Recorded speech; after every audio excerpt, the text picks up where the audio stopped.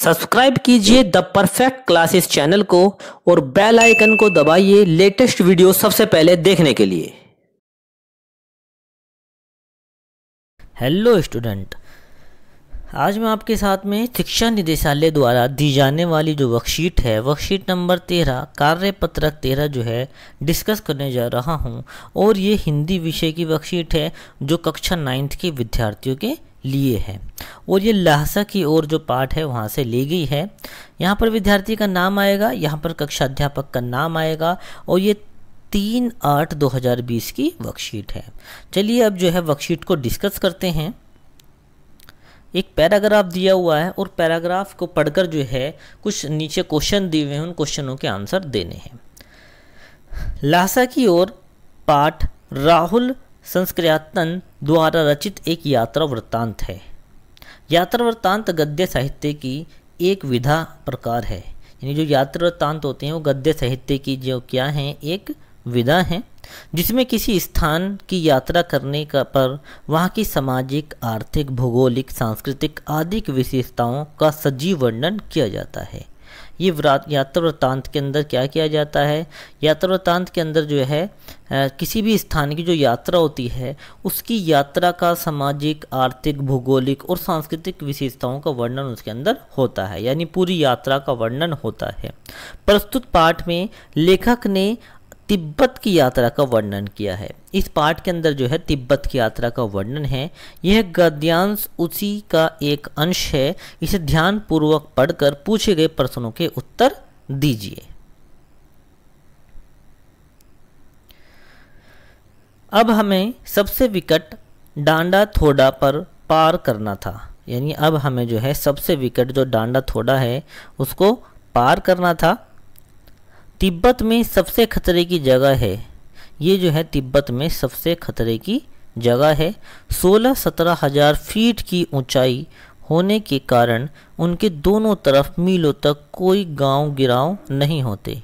नदियों के मोड़ और पहाड़ों के कोनों के कारण बहुत दूर दूर तक आदमी को देखा नहीं जा सकता।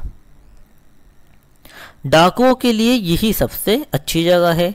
तिब्बत में गांव में आकर खून हो जाए तब तो खूनी को सजा भी मिल सकती है, लेकिन निर्जन स्थानों में मरे हुए आदमियों के लिए कोई परवाह नहीं करता।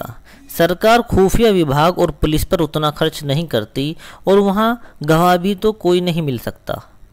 डकैत पहले आदमी को मार डालते हैं, उसके बाद देखते हैं कि कुछ पैसा है या नहीं है, यानी सबसे पहले आदमी को ही मार देते हैं, फिर देखते हैं कि उसके पास पैसा है या नहीं है। और हथियार का कानून ना रहने के कारण, जो हथियार का कानून ना रहने के कारण यहाँ लाठी की तरह लोग जो हैं बंदूक और पिस्तौल लिए फिरते हैं। डाकू यदि जान से ना मारे तो खुद उसे अपने प्राणों का खतरा है, यानी अगर उन्होंने डाकू को जान से नहीं मारा तो उन्हें खुद अपने प्राणों का खतरा होता है। और वहाँ पर लोग जो हैं बंदूक को यूं ही लिए फिरते हैं। तो अब जो है इसके क्वेश्चनों को करते हैं और देखते हैं कि क्या क्या इसमें क्वेश्चन दिए हुए हैं। क्वेश्चन नंबर 1 है कि लेखक को कौन सा डांडा पार करना था। देखो लेखक को कौन सा डांडा पार करना था, इसका आंसर आपको सबसे ऊपर ही मिल जाएगा। ये देखिए यहाँ पर जो लिखा हुआ है कि अब हमें सबसे विकट डांडा थोड़ला पार करना था। डांडा थोड़ला, तो इसका आंसर क्या हो जाएगा? थोड़ला। तो यहाँ पर हम जो है ऑप्शन में देखो दिया हुआ है, ऑप्शन में ग दिया हुआ है थोड़ला, तो इसका आंसर क्या हो जाएगा? ग। फिर इसके बाद में क्वेश्चन नंबर 2 को पढ़ते हैं कि क्वेश्चन नंबर 2 में क्या दिया हुआ है। क्वेश्चन नंबर 2 है तिब्बत के ऊंचे पहाड़ी रास्तों पर आदमी दूर दूर तक क्यों नहीं देखा जा सकता, यानी दूर दूर तक जो है वो क्यों नहीं देखा जा सकता तिब्बत के पहाड़ी रास्तों पर। अब इसका आंसर आपको कहाँ मिलेगा? इसका आंसर भी आपको पैराग्राफ में जो है मिल जाएगा, क्योंकि देखो यहाँ पर देखो 16-17 हजार फीट की ऊंचाई होने के कारण दोनों तरफ मीलों तक गांव गिराव नहीं होते। यहाँ से है नदियों के मोड़ और पहाड़ों के कोनों के कारण बहुत दूर तक आदमी को देखा नहीं जा सकता। यहाँ से देखो और यहाँ से, किसके कारण? नदियों के मोड़ और पहाड़ों के कोनों के कारण। नदियों के मोड़ और पहाड़ों के कोनों के कारण जो है दूर दूर तक आदमियों को देखा नहीं जा सकता। अब देखो इस ऑप्शन में है कहीं, ये देखो ऑप्शन नंबर यही है कि नदियों के मोड़ और पहाड़ों के कोनों के कारण जो है दूर दूर तक आदमी को देखा नहीं जा सकता है। तो इसका आंसर खा हो जाएगा। क्वेश्चन नंबर 3 पढ़ते हैं। क्वेश्चन नंबर 3 है, किस कारण वहाँ लोग लाठी की तरह बंदूक पिस्तौल लिए फिरते हैं? किस कारण जो है वहाँ पर जो लोग हैं लाठी की तरह बंदूक और पिस्तौल लिए फिरते हैं? तो इसका आंसर भी हमें आसानी से पैराग्राफ में मिल जाएगा। देखो ये रहा, यहाँ से हथियार का कानून ना रहने के कारण। तो यहाँ से हम इसका आंसर लिख सकते हैं, ये जो दिया हुआ है क्वेश्चन कि किस कारण जो लोग हैं लाठी की तरह बंदूक और पिस्तौल लिए फिरते हैं, आंसर है ख, हथियार कानून ना होने के कारण। ये इसका आंसर हो जाएगा। क्वेश्चन नंबर 4 जो है वो पढ़ते हैं। क्वेश्चन नंबर 4 में क्या दिया हुआ है, तिब्बत के पहाड़ों में डाकुओं के लिए सबसे सुरक्षित स्थान कौन सा है? तो डाकुओं के लिए सबसे जो सुरक्षित स्थान है कौन सा है? यहाँ देखिए इसका भी आंसर जो है ऊपर ही दिया हुआ है। हाँ, तो इसमें कौन सा स्थान है हम पैराग्राफ को पढ़ेंगे और जहाँ पर डाकुओं की जो बात आई है उसको देखेंगे कि डाकुओं की बात कहाँ पर आई है। डाकुओं के लिए यही सबसे अच्छी जगह है, ये लिखा है ना, डाकुओं के लिए यही सबसे अच्छी जगह है। कौन सी? नदियों के मोड़ और पहाड़ों के कोनों के कारण यहाँ बहुत दूर दूर तक आदमी को देखा नहीं जा सकता और डाकुओं के लिए यही सबसे अच्छी जगह है। तो फिर इसका आंसर अब देखेंगे इन ऑप्शन में कौन सा है। तिब्बत के पहाड़ों में डाकुओं के लिए सबसे सुरक्षित स्थान कौन सा है? नदियों और पहाड़ों के मोड़। इसका आंसर घ हो जाएगा। अब देखो ये यहाँ पर है कि निम्नलिखित शब्दों के विपरीत आर्थिक शब्द उपयुक्त गद्यांश में से ढूंढकर जो है लिखने हैं। इनके जो विलोम शब्द लिखने हैं, विपरीत आर्थिक शब्द लिखने हैं, यानी कि विलोम लिखना है, सरल का और सघन का।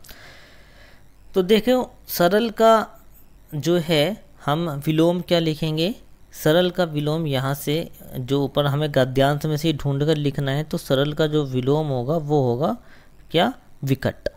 यहाँ से हमें क्या मिल रहा है? विकट मिल रहा है। तो सरल का विलोम हम क्या लिखेंगे? विकट लिखेंगे। ठीक है, तो यहाँ पर हम जो है जो सरल है उसका विलोम हमें क्या लिखना है? विकट।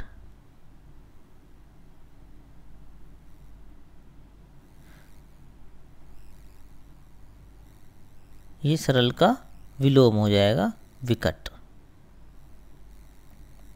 ठीक है, अब नेक्स्ट है सघन। सघन का विलोम क्या होगा? अब देखो सघन का विलोम क्या होगा? सघन का विलोम होगा निर्जन। ठीक है, सघन माने होता है घनी आबादी। ठीक है, तो सघन का विलोम क्या हो जाएगा? निर्जन। यहाँ से इसका विलोम हो जाएगा निर्जन। ठीक है, ये है सघन का विलोम। क्योंकि लेकिन इन निर्जन स्थानों पर, जो निर्जन स्थान है जहाँ पर दूर दूर तक कोई नहीं पाया जाता, और सघन मतलब घनी आबादी होती है। चलिए अब क्वेश्चन नंबर जो 6 है उसमें क्या है? गतिविधि दी है, अपने किसी यात्रा का वर्णन अपने शब्दों में लिखना है। यहाँ पर विद्यार्थियों को जो है अपनी किसी भी यात्रा का वर्णन, जो विद्यार्थी जैसे कहीं भी जाते हैं, और जैसे कहीं ताजमहल घूमने चले गए या किसी पहाड़ी इलाके में हिमाचल चले गए, कैसे ऊंचे ऊंचे पहाड़ हैं और जो है हर तरफ हरियाली है, हरियाली के बीच में जो है घर बने हुए हैं, शुद्ध वातावरण है, प्राकृतिक सौंदर्य बहुत अच्छा वहाँ पर देखने को मिलता है। आसमान ऐसा लगता है जैसे कि झुका हुआ है, और जो है बादल जो हैं हमें ऐसे ही जो है नज़र आते हैं। तो इस प्रकार जो है किसी भी, चाहे हिमाचल का हो, चाहे लद्दाख का हो, चाहे जम्मू कश्मीर का हो, या फिर आगरा का हो, किसी भी जगह का जो विद्यार्थी है अपने शब्दों में कि वो वहाँ पर गए थे, उन्होंने वहाँ पर वहाँ की खूबसूरती क्या क्या देखी, वहाँ की क्या क्या विशेषताएं हैं, वहाँ लोग कैसे रहते हैं, वहाँ के मकान कैसे हैं, ये सारी की सारी बातें जो हैं विद्यार्थियों को अपने शब्दों में लिखनी है। बहुत आसान है, आप अपने शब्दों में अपने विचार यहाँ पर प्रकट कर सकते हैं। ठीक है, तो इस प्रकार जो है मैंने ये जो वर्कशीट है हिंदी की और ये 9th क्लास की है आपके साथ डिस्कस की है, और मैं ये आशा करता हूँ कि मेरी वीडियो जो है आपको पसंद आई होगी। अगर मेरी वीडियो जो है आपको पसंद आई है तो जो है इसको लाइक कीजिए, ज़्यादा से ज़्यादा शेयर कीजिए और मेरे चैनल को सब्सक्राइब कीजिए। धन्यवाद।